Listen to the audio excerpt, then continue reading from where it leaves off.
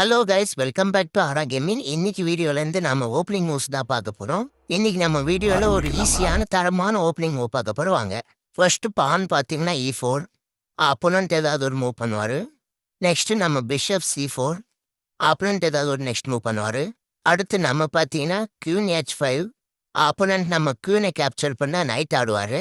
நம்ம queen F7 வச்சு checkmate முடிச்சிருவோம். இது ஒரு ஈஸியான ஓப்பனிங் மூவ் தான்.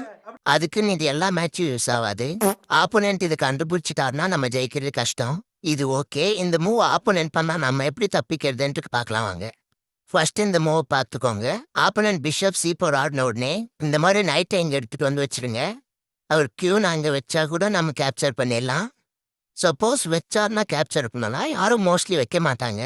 இந்த ஓப்பனிங் மூவ் ட்ரை பண்ணுங்க, ஜெயிக்கலாம். ஆனால் எல்லா மேட்சும் வின் பண்ணலான்ட்டு என்னால் சொல்ல முடியாது. ஆப்போனன்ட் இந்த மூவ் பண்ணால் உங்களுக்கு எப்படி டிஃபெண்ட் பண்ணணும்னு தெரியும். அதனால் பயம் இல்லை.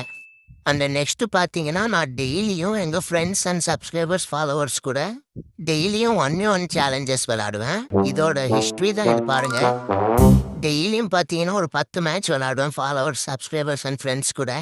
உங்களுக்கும் என்ன 1v1 சேலஞ்ச் பண்ணணும்னு விருப்பம் இருந்துச்சுன்னா கமெண்ட்டில் 1v1ன்னு சென்ட் பண்ணுங்கள்.